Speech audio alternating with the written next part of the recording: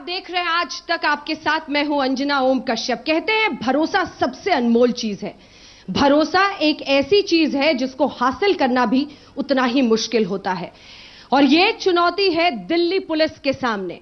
और इसी चुनौती पर बात करने के लिए दिल्ली पुलिस के कमिश्नर दिल्ली की जनता के सामने आ रहे हैं भरोसा कार्यक्रम के जरिए। सबसे पहले तो दिल्ली की जनता अपना इस कार्यक्रम में स्वागत कर लीजिए तालियों के साथ। तो दिल्ली की जनता आज दिल्ली पुलिस के कमिश्नर के सामने होगी, अपने सवाल दागेगी, उस अंदाज में दागेगी जिसमें जो भी उनके मन में हो, गुस्सा हो, आक्रोश हो, खुशी हो या फिर कहीं पर संतोष हो, कहीं पर असंतोष हो, उन तमाम सवालों को तलाशने की कोशिश करेंगे इस 1 घंटे के कार्यक्रम के जरिए।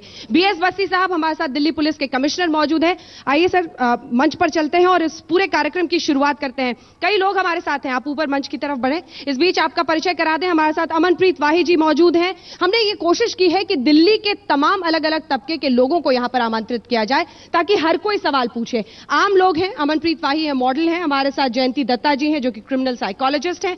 निष्ठा गौतम हमारे साथ हैं, एकेडमिशियन है, एसोसिएट प्रोफेसर हैं। और कपिल सांखला साहब वकील हैं। बहुत सारे पहलू होते हैं। दिल्ली पुलिस के तमाम सीनियर अधिकारी भी यहां पर मौजूद हैं। भरोसा एक ऐसा कार्यक्रम है जिसके जरिए दिल्ली पुलिस लोगों के साथ बातचीत करके दिल्ली के कोने कोने में विश्वास और भरोसे को जीतने की कोशिश कर रही है।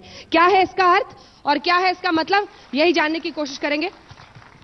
मेरा पहला सवाल आपसे यही है कि दिल्ली पुलिस के कमिश्नर को, बीएस बस्सी साहब को, दिल्ली के कोने कोने में जाकर भरोसा कार्यक्रम क्यों करना पड़ रहा है?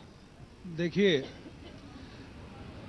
सबसे पहले तो मैं जो यहां पर हमारे साथी आए हुए हैं, दिल्ली पुलिस के जो एक्सटेंडेड परिवार है यानी कि जनता, सबका मैं यहाँ पर स्वागत करता हूँ। मैं आपको इसकी थोड़ी बैकग्राउंड बताना चाहूँगा। कम्युनिटी पुलिसिंग जो है पुलिस के लिए हमेशा से महत्वपूर्ण रही है। जो यहाँ पे जनता के बाशिंदे आए हुए हैं वो सब इस बात को जानते हैं कि समय समय पर दिल्ली पुलिस कई प्रकार के कार्यक्रम लेके आई ताकि जनता के साथ में जो एक संपर्क है उसको बढ़ाया जा सके। शुरुआत में एक पोल कर लेते हैं हाथ से। आप में से कितने लोग मानते हैं कि दिल्ली सुरक्षित है दिल्ली पुलिस के हाथों में? काफी बड़ी तादाद में। तो भरोसे का एक हिस्सा तो लगता है आपने जीत लिया। बहुत बहुत शुक्रिया।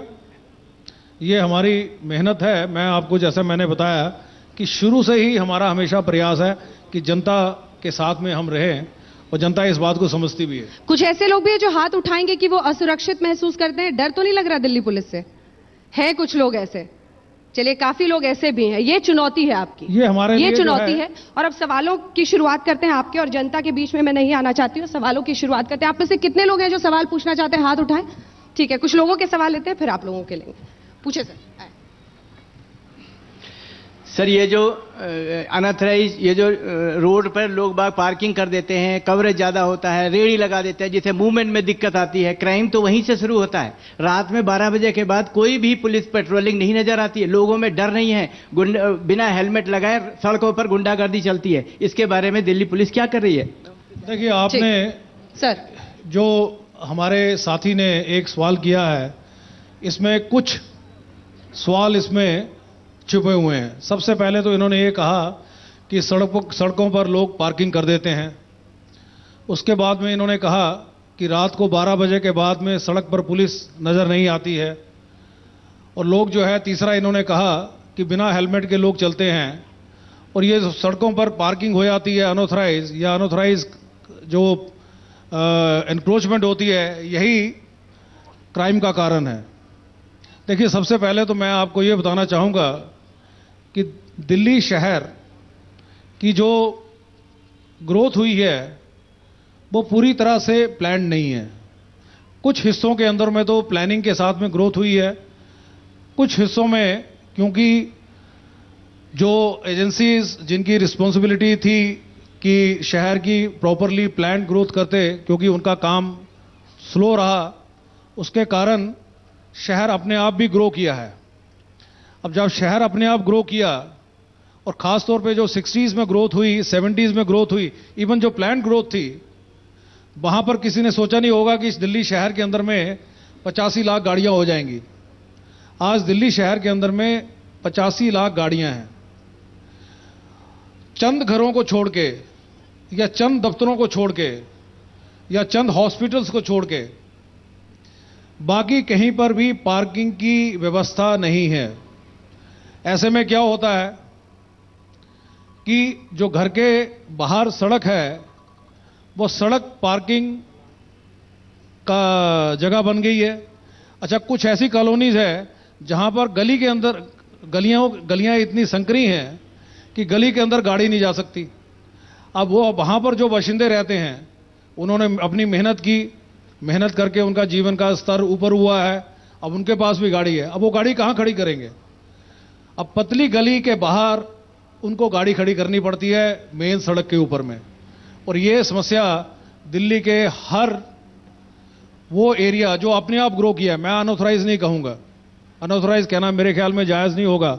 जब जिनकी रिस्पॉन्सिबिलिटी थी शहर की प्रॉपर ग्रोथ करवाएं, वो उस रिस्पॉन्सिबिलिटी को पूरी तरह से पूरा नहीं कर पाए, तो जो जनता शहर में आ रही थी उसके पास में कोई चारा नहीं था कि वो कहीं जाके रहे। उन्होंने अपने पैर जमाए, अपने आप जैसा उनको समझ में आया मोहल्ले को ग्रो किया। एक सेकंड सर, उनका सवाल ये है कि इलीगल तरीके से जो पार्किंग होती है सड़कों पर होती है और पुलिस पेट्रोलिंग वो कह रहे हैं रात के बारे में, तो इन दो पॉइंटेड चीजों पर देखिए, जहां तक सवाल है, जहां पे मेन कॉरिडोर्स हैं वहां पे हमारा प्रयास होता है गाड़ियां हम हटाएं, हम गाड़ियां हटाते भी हैं, उनका चलान भी करते हैं। पर मोहल्लों के अंदर में जाके चलान करना मेरे ख्याल में हमारे जो रिसोर्सेज हैं उसके साथ में संभव नहीं है। अगर मैं हर गली के अंदर में जाके चलान करना शुरू कर दूंगा तो मेन सड़क के ऊपर में केओस हो जाएगा। मेरी जो ट्रैफिक की नफरी है सिर्फ 5000 है, कंस्ट्रेंट है। बची साहब, क्वेश्चन बहुत छोटा था, आंसर बहुत बड़ा था, पूरा एक लेक्चर हो गया। इज्जत आपकी बहुत करता हूं, पर किसी तरह से क्वेश्चन का आंसर आपने नहीं दिया, बहुत सारी चीजें बताई है। देखिए, जो बीट कांस्टेबल होता है उसको ज्यादातर पता होता है कि गाड़ी किसकी है। अनफॉर्चुनेटली होता क्या है कि कोई भी आदमी पेट्रोलिंग नहीं करना चाहता, ये एक फैक्ट है। जो लैक्सिटी है हमारे ऊपर के अफसरान बड़े स्मार्ट हैं, बोलते बहुत अच्छा हैं, पब्लिक डीलिंग बहुत अच्छी करते हैं, पर आप तो नीचे नहीं उतरते हैं। आप जैसे यहाँ पे आए हैं, अगर आप अलग अलग थानों में एक बार चले जाएंगे तो मेरे ख्याल से जो भरोसा होगा वो ज्यादा बढ़ेगा। Thank you. देखिए, तो ऐसा है, एक सेकंड बची साहब, तो अगर आप यहां आने के बदले किसी एक थाने में चले जाते, यहीं के थाने में चले जाते, तो मेरे ख्याल से जो भरोसा होता लोगों का बहुत ज्यादा बढ़ जाता। उनको पता होता कि साहब आए हैं और यहां पे बदमाशी नहीं हो सकती, लैक्सिटी नहीं हो सकती। जो बेचारा एफआईआर कराना है उसको ये नहीं बोला जाएगा कि परसों आना, आज नहीं आओ। और तो छोटी सी बात यह है कि ये जो एक्शन आपने करना है, ये जो ग्राउंड लेवल पे लोगों को आपने ट्रेन करना है, वो ज्यादा जरूरी है कि वो लैक्सिटी ना करें। जवाब सर। मैं आपको चंद शब्दों में जवाब दूंगा। मैं इस बात को समझता हूं ताकि ज़्यादा लोग सवाल पूछ पाएं। आपने जो कहा यही हमारा मकसद है। हम दफ्तर में नहीं बैठेंगे, सड़क पे निकलेंगे, ये एक हमारा नया मिशन है। अब आप आने वाले समय में हम सबको सड़कों पे देखेंगे, दफ्तरों में नहीं देखेंगे, नंबर 1। नंबर 2, जहां तक सवाल है एफआईआर का, बहुत जल्द हमने, वैसे जहां तक सवाल है गाड़ी की एफआईआर, आज की तारीख में आप कंप्यूटर पे बैठ के अपने घर से कर सकते हैं। अगले 2 महीने के अंदर में दिल्ली में मर्डर या इस प्रकार के केसेस को छोड़ के जिसको हम बोलते हैं क्राइम अगेंस्ट ह्यूमन बॉडी, उसको छोड़ के बाकी हर एफआईआर आप घर बैठे ऑनलाइन करवा पाएंगे। ठीक है, आपका सवाल है मंत्री। Sir, good evening. मेरा क्वेश्चन बहुत ही सिंपल है और आई थिंक हर लड़की के मुंह पे यही सवाल है कि कब हमारी दिल्ली, जिससे मुझे बहुत प्यार है, जहां मैं पली बड़ी हुई हूं, कब हमारी दिल्ली हमारे लिए सेफ होगी, एक लड़की के लिए सेफ होगी। 8 बजे के बाद अगर मेरे पास गाड़ी ड्राइवर ना हो तो ना तो मैं पब्लिक ट्रांसपोर्ट के बारे में सोच सकती हूँ कि ये सेफ नहीं है। ऐसा लगता है कि पब्लिक ट्रांसपोर्ट पे जा रही हूँ तो मैं एक जंगल में अपने आप को बेट की तरह छोड़ रही हूँ। रात को जब शोज से वापस आते हैं बहुत ही अनसेफ लगता है कि कहीं कुछ हो ना जाए, कोई रोक ना ले। रेप केसेस आप आए दिन सुनते हैं। दूसरी बात, मुझे ये भी नहीं सुनना कि आप 12 बजे के बाद घर से बाहर मत निकलिए, आप कपड़े कम पहनिए, ज़्यादा पहनिए, एक मेल एस्कॉर्ट को बॉडीगार्ड की तरह अपने साथ लेके चलिए। आई थिंक कोई भी इंडिपेंडेंट करियर ओरिएंटेड वुमन या कोई कोई भी लड़की इस ऑप्शन को नहीं समझ पाएगी कि हम घर से बाहर कैसे ना निकलें। तो आप बताइए, रात को 7-8 बजे के बाद या दिन में भी हम कैसे इस सिटी को सेफ बनाएं हमारे लिए कि हमें सुरक्षित लगे। दूसरी कंट्रीज में हम हॉलिडे करने जाते हैं, बिलीव यू मी, 2-3 बजे तक हम लड़कियां वहां पे शॉपिंग कर रहे हैं, पार्टी कर रहे हैं, आराम से रोडों पे चल रहे हैं, पर इतना सेफ फील करते हैं। वो हमारे देश में कब मैं फील कर पाऊंगी, आप बताइए। बहुत बहुत शुक्रिया। ये एक बहुत बड़ा प्रश्न है जो पूरे समाज के लिए एक बहुत बड़ा, मैं ये कहूँगा, प्रश्न है। और ये बात हम भली भांति समझते हैं। हमने पिछले, मैं खास तौर पे जब से मैं सीपी बना हूँ तब से मेरा एक फोकस रहा है कि महिलाओं के कॉलेजेस में, गर्ल्स के स्कूल्स में जाएं, उनसे बातचीत करें। उस बातचीत करने के बाद में हमारे कुछ निष्कर्ष निकले। एक निष्कर्ष ये निकला कि दिल्ली शहर की महिलाएं दिल्ली को सेफ नहीं समझती। किसी भी बहम में किसी भी पुलिस वाले को नहीं रहना चाहिए कि दिल्ली की महिलाएं दिल्ली शहर को सेफ समझती हैं। ये हमारा निष्कर्ष निकला।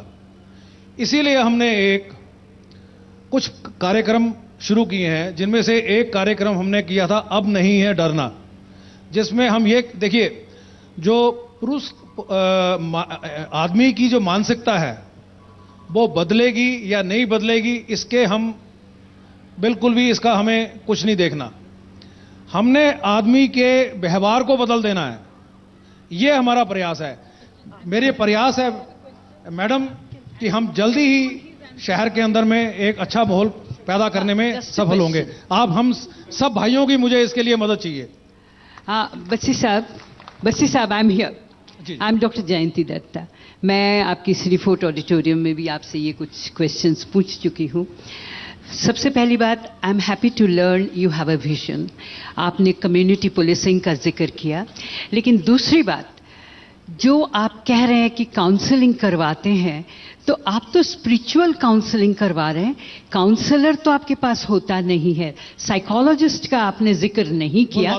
जो साइकी जो है, देखिए, अमूमन पुलिस के लिए जब कंप्लेन आती है तो जनता ये कहती है Delhi police is not friendly. तो आपने पुलिस फोर्स को सेंसिटाइज करने के लिए कोई ट्रेनिंग प्रोग्राम शुरू करी, जिससे आप ये उनको बताएं कि भाई क्राउड को कैसे हैंडल करें, अगर यंग क्राउड है तो उसको कैसे हैंडल करें, और फ्रेंडलीनेस जो है, जैसे इन्होंने अभी कहा, I think that was a very pertinent suggestion, कि अगर आप थानों में झांके तो मेरे ख्याल से जो लोकल पुलिस चौकियां हैं वहां पे एसएचओ खुद बहुत परेशान रहता है बिकॉज ऑफ द प्रेशर।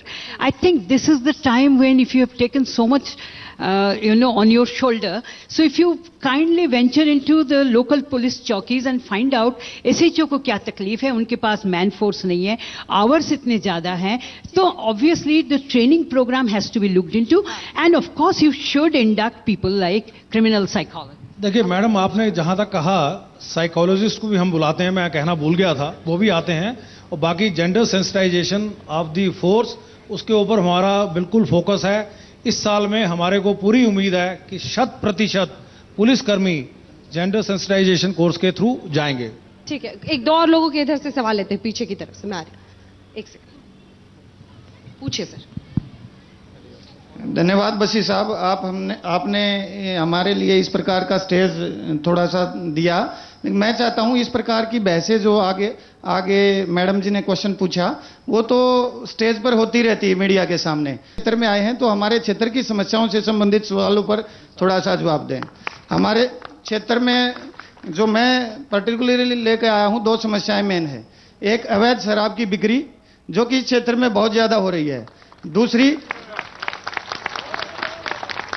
दूसरी यहां पर नाइजीरियन विदेशी लोग इतना ज्यादा आगे हैं, उन्होंने इस क्षेत्र को एक रेड लाइट एरिया बना दिया है।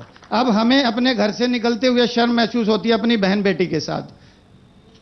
देखिए, आपने इसमें 2 सवाल आपने किए हैं।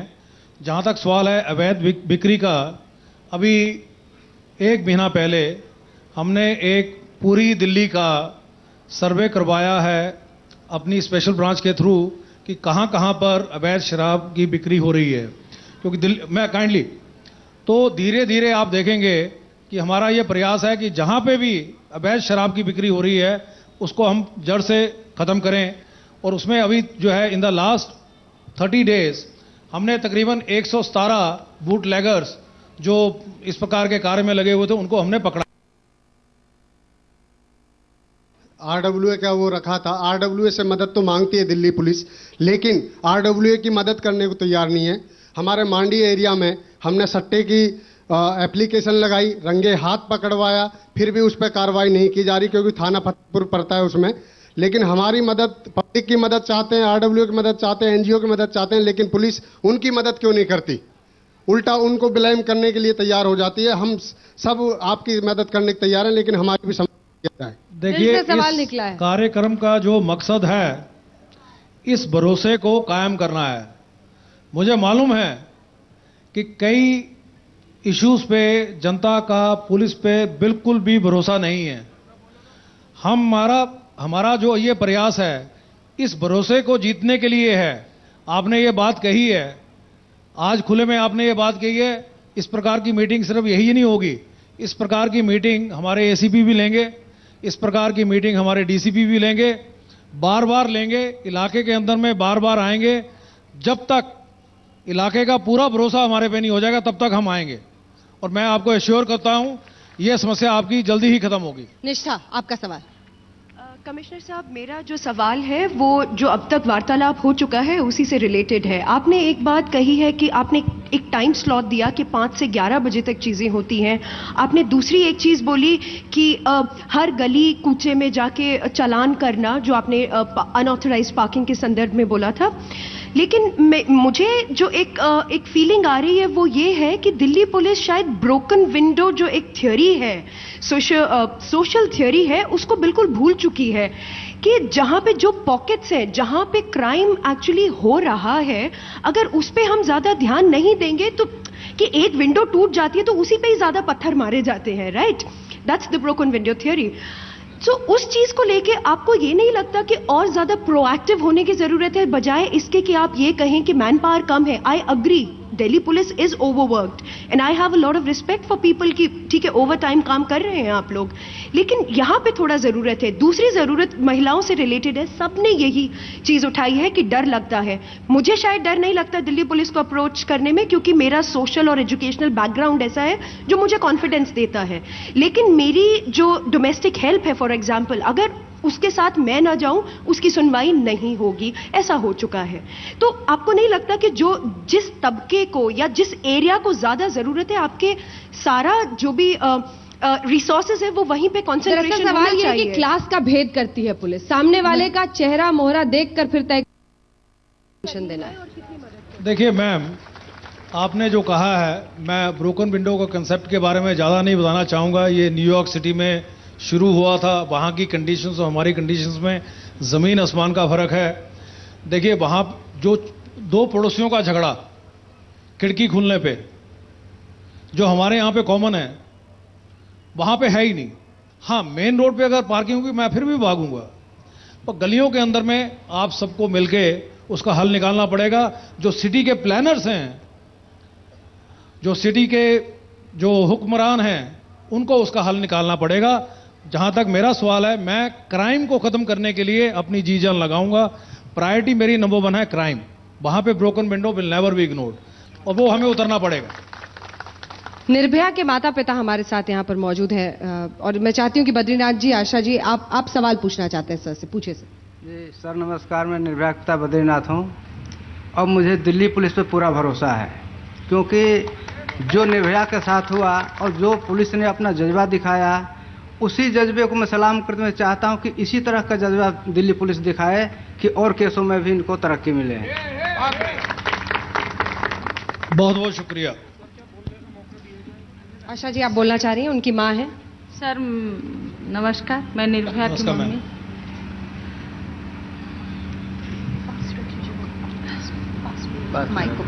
मेरा सवाल थोड़ा सा अलग है। ये प्रोग्राम का नाम है पुलिस पर कितना विश्वास, मैं इस पे जानना चाहती हूँ।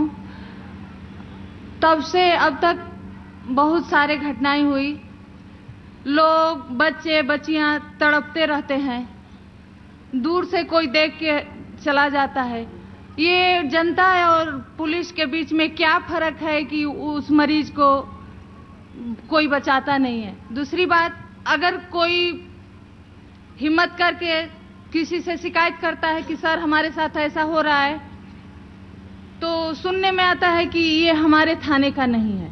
तो मैं ये चाहती हूँ कि ये चीज़ बदलना चाहिए, क्योंकि अगर कोई मर रहा है तो सबसे पहले ये माननीय है, मेन है कि उसको इलाज के लिए हॉस्पिटल पहुंचाया जाए, पुलिस की मदद ली जाए, बाद में उसका केस चाहे जिस थाने की हो वहां रेफर की जाए। क्योंकि इस घटना से मैं गुजर चुकी हूं।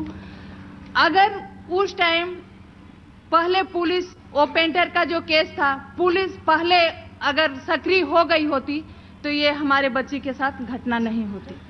देखिए, मुझे बड़ा अफसोस है आपकी बिटिया के साथ जो हुआ, एक बहुत ही दर्दनाक हादसा था।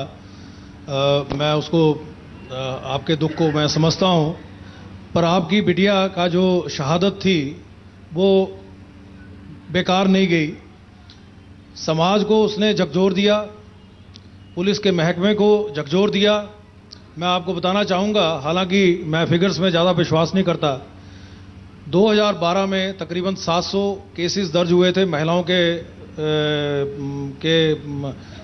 जो ऊपर जो असॉल्ट्स हुई थी। आज जो है तकरीबन 3500 केसेस दर्ज होते हैं। पहले काफ़ी केसेस को दबा दिया जाता था, अब जो है किसी भी केस को दबाया नहीं जाता। और जहाँ तक सवाल है, ये आपने जो कहा जुरिडिक्शन वाली बात, ये बिल्कुल सही है। हमारा यही प्रयास है कि कोई भी पुलिसकर्मी इस प्रकार की नालायकी ना करे, और जब भी कोई पुलिसकर्मी इस प्रकार की नालायकी करता है तो उसके ऊपर में हम बहुत ही सख्त कार्रवाई करते हैं, सख्त कार्रवाई करते हैं। And I can assure you कि आपकी बिटिया की शहादत जो है बेकार नहीं गई है, और ना ही आगे हम बेकार जाने देंगे। ये हमारी जो ऑपरेशन शिष्टाचार है, ये और निर्भीक जो बच्चियों को हम तैयार कर रहे हैं कि वो किसी भी अत्याचारी के दांत तोड़ सके जी, वो समाज में महिलाओं को बराबरी का हिस्सा देने में पक्का सहायक होंगी। और बाकी मेरे भाइयों से मेरी हमेशा गुजारिश है कि हम महिलाओं की इज्जत हमें करनी है। मीनाक्षी के पिता भी यहाँ पर है, मैं चाहती हूँ एक बार आप बात कर लें, फिर मैं आप लोगों के सवाल लूंगी। जी नमस्कार सर। मैं ये भी स्थानीय है, हर महिला हर लड़की से जुड़ा हुआ मुद्दा स्थानीय है। जैसे मेरी बेटी के साथ हुआ है, मैं ये चाहता हूँ आगे किसी के साथ ना हो। और एक बात और, जैसे मेरी बेटी जैसे मार रहे थे, सब पब्लिक देख रही थी, कम से कम उनमें से कम से एक आध तो आता। फिर उसके बाद फिर बाद में केस ये हुआ तो मेरी बेटी तो चली गई। मैं ये कहना चाहता हूँ, जितने वहाँ खड़े थे, कम से कम एक आदमी, एक दो आदमी कम से आगे आ जाता तो आज मेरी बेटी बच जाती। और मैं ये चाहता हूँ आगे किसी बच्ची के साथ ऐसा ना हो। देखिए, आपकी बच्ची की शहादत, और मेरे जो हमारे आनंदपुर SHO साहब है, उन्होंने मेरी बहुत मदद की थी। उन्होंने मुझे कहीं से, मैं मजदूर आदमी हूँ, गरीब आदमी हूँ, तो मुझे एक फंड उन्होंने कैसे दिलवाया, मदद भी की। लेकिन इनकी टीस ये है कि दिल्ली की जनता देखती रहती है और कई बार मदद के लिए नहीं आती है, तो शायद ये वक्त है कि हम लोग भी उसका सामना करें इस सवाल का। देखिए, इनकी बेटी की शहादत भी मैं ये कहूँगा बेकार नहीं गई। ये जो ऑपरेशन भरोसा हमने शुरू की है, जो जनता में जाके हम बात करेंगे, शिष्टाचार की हमने जो पहल शुरू की है, वो आपकी बेटी के इंतकाल के बाद ही हमने शुरू की है।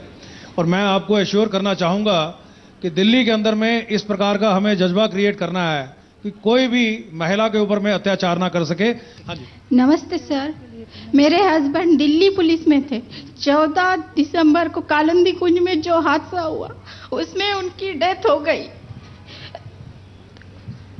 बोलो।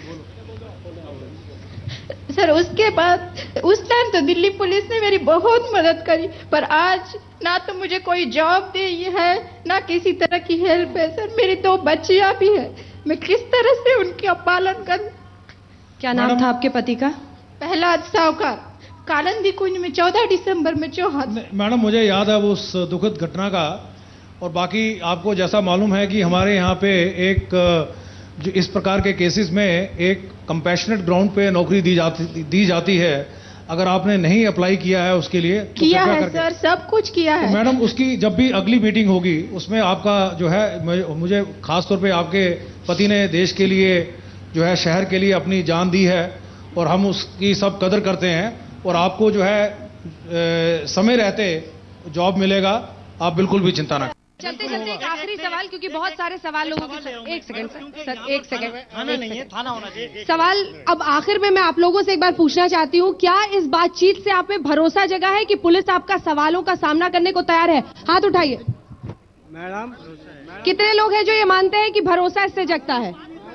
तो आप ये मानते हैं कि ऐसी पहल, ऐसी शुरुआत दिल्ली के अलग अलग हिस्सों में होनी चाहिए?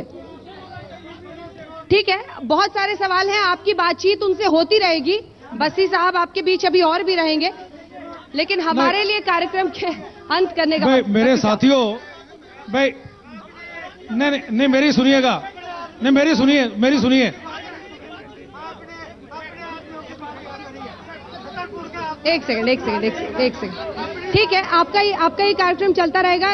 एक बार कहेंगे तालियों के साथ इस कार्यक्रम का अंत कीजिए, क्योंकि छतरपुर की जनता ने आज अपने सवाल जिस अंदाज में पूछने थे वो दागे थे। मैं हूं यहाँ पे। बहुत बहुत शुक्रिया आपका बसी साहब, बहुत बहुत शुक्रिया आपका हमारे साथ आज तक पर इस कार्यक्रम में शामिल होने के लिए। ये प्रोग्राम चल रहा है, आप मेरे से जो भी सवाल पूछेंगे मैं हाजिर हूँ यहाँ पे। वार्ड 174 में दिल्ली नगर निगम का वार्ड 174 जिसका प्रतिनिधित्व श्रीमती अनीता त्यागी जी करती हैं, आप उनके क्षेत्र में पधारे हैं। मैं अपने पूरे राजनीतिक परिवार की ओर से और अनीता जी के परिवार की ओर से आपका हार्दिक अभिनंदन भी करता हूं, आपका हार्दिक धन्यवाद करता हूं। और मैं आपसे एक विनम्र प्रार्थना ये करता हूं कि स्थानीय स्तर के ऊपर यदि स्थानीय एसएचओ साहब इसी प्रकार के छोटे छोटे कार्यक्रम हमारे गांवों में करते रहें तो निश्चित रूप से आपको मैं विश्वास दिलाता हूं कि ये जो आपने अपील की है नौजवानों से, आपकी अपील 100% काम करेगी। और मैं आपका पुनः आभार व्यक्त करता हूं, आपका बहुत बहुत धन्यवाद करता हूं। धन्यवाद, शुक्रिया। सर एक महिला बोलना चाहती हैं कुछ, एक महिला बोलना चाहती है। कौन? नमस्ते सर, हमारे अंधेरिया मोड़ पे ना शराब की बहुत ज़्यादा वो है, इसलिए बच्चे भी बहुत परेशानी से, छोटे छोटे बच्चे दारू पीते हैं और निकलना भारी हो जाता है। बच्चे शाम को इतना होता है कि घर से लड़कियां भी निकलने के लिए, ट्यूशन जाने के लिए भी परेशान हो जाती हैं। यहाँ अंधेरिया मोड़ पे इसी की सबसे ज़्यादा हमें परेशानी है। नहीं, इसको दिखवा लेंगे भाई, आप जरा भाई थोड़ा सा अगर मैं कह सकूं, आपको कानून का डंडा चलाना पड़ेगा, कानून का डंडा चलाना पड़ेगा। हर बीट ऑफिसर नोट कर ले, हर डिवीजन ऑफिसर नोट कर ले, जहां पर भी अगर शराब की समस्या है, कानून का डंडा बड़ी सख्ती के साथ चलाना है हमारे को, बिल्कुल भी लिहाज नहीं करना है। जैसा मैंने कहा, इन चीज़ों के साथ में दिल्ली की महिलाएं जब तक असुरक्षित महसूस करेंगी, हमारी नौकरी बेकार है, ये हमें याद रखना है।